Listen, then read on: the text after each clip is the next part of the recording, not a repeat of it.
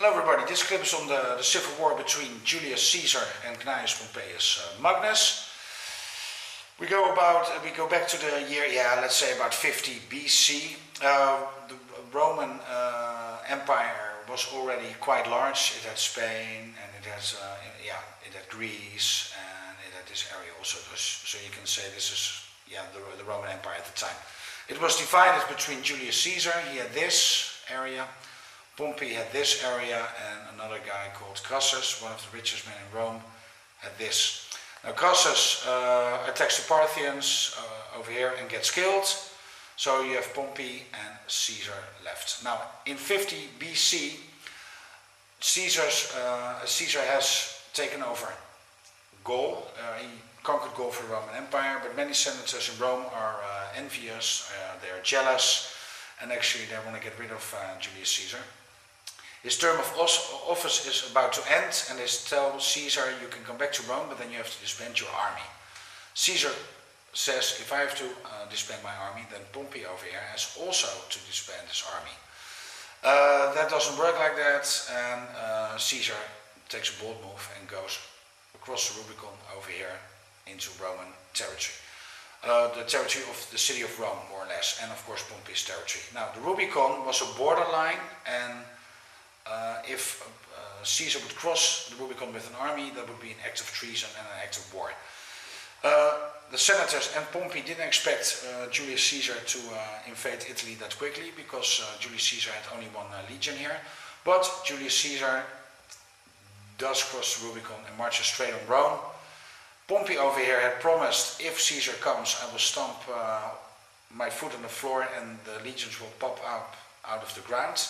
And when Caesar is approaching, people actually ask Pompey to stomp on the floor for the legions. That doesn't happen, so with a few forces they withdraw to a city called Capua. Rome is taken over by Julius Caesar, and the Pompeian forces go to a city called Brundisium, and they go over to Greece. Caesar did go into the pursuit, but when he enters Brundisium, Pompey is already sailing across the Adriatic Sea to Greece. Julius Caesar doesn't go into pursuit to Greece first. He wants to cover his rear. Spain is still under the control by Pompeian generals, and Julius Caesar goes to Spain first. The war in Spain is also called the Bloodless Campaign, because only a few battles were fought, and what Julius Caesar does is outmaneuver the Pompeian armies, make sure they can't get to places where there's food, he makes sure they can't go to places where there's water, and he wears them down, and he outmaneuvers them into submission in a way, and they surrender. Julius Caesar returns, and in about, actually the Bloodless Campaign in Spain was in 48, and in the same year he goes back to Rome and goes over to Greece. Now here we have a place called Dyrrhachium. There's the first battle between Pompey and Caesar is almost destroyed, but manages to escape in a way. Dyrrhachium is one of the few defeats of Julius Caesar. The Pompeians now go into the pursuit, and at the plains of Pharsalos, in the year, also in 48, there was a big battle. Julius Caesar is outnumbered 1-2, but he defeats the Romans at Pharsalos, and Pompeius flees to Egypt, and he thinks he will get asylum by Ptolemy, the ruler over there, but he gets killed the minute he steps on the Egyptian shore. Julius Caesar follows him, finds out that Pompey is killed, and Julius Caesar stays a while in Egypt to settle some things. There's of course Ptolemy, who is fighting his sister Cleopatra, and Caesar tells them to reconcile and become joint rulers. Ptolemy betrays Caesar, and there's a big war going here, the Alexandrian War.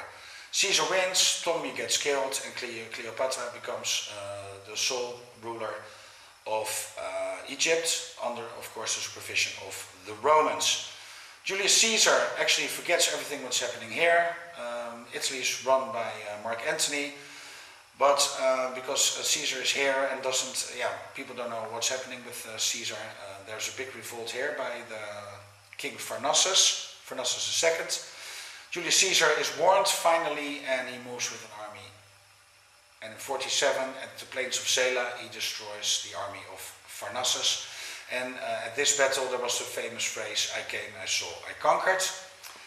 Julius Caesar goes back to Rome, but in the while this was unfolding, the Pompeians who escaped Pharsalos go over to Africa and build up another army. Now, in 46 BC, Julius Caesar moves over to this area, and at the Battle of Thapsus he destroys again another Pompeian army, and this part again is under the control of Julius Caesar. Now, when you think this is all over, it's not, because the survivors of this go over to Spain. Spain was under the control of Julius Caesar, but when Julius Caesar was gone, the Pompeians, a son of Pompeius, Gnaeus, and another son of Pompeius, Sextus, take over again large parts of Spain. So Julius Caesar has to go back to Spain, and in 45 BC there is the Battle of Munda, and again Julius Caesar wins. Gnaeus gets killed, Sextus escapes, and at this battle Julius Caesar said, "In all my battles I fought for victory, at this battle I really fought for my life." So Caesar could have been killed there, but he didn't. Now, Caesar goes back to Italy, and of course in 44 BC he gets assassinated by many senators while planning an invasion of the Parthian area right over here. So yeah, that's it in a nutshell. Yeah, Julius Caesar from France over the Rubicon goes to Rome. Pompey is gone, already over here. Caesar first goes to Spain to cover his rear, successful, goes back to Rome, goes to Greece, gets nearly defeated, but defeats Pompey in the end. Pompey flees to Egypt, dies. Julius Caesar goes into pursuit, stays here for about 3 or 4 months, goes all the way to Turkey, modern-day Turkey, to defeat Pharnaces at Zela, returns back to Italy, goes over to Egypt, we have Africa, we have the Battle of Thapsus. After the Battle of Thapsus he still has to fight at Munda, and after Munda he returns only to be assassinated again at Pompey's theater, ironically, and that's it. Well, that's it. After, of course, you get the age of Augustus and Mark Antony and everything. But this is the civil war between Pompey and Julius Caesar in a nutshell. Thank you very much, and I hope you enjoyed it.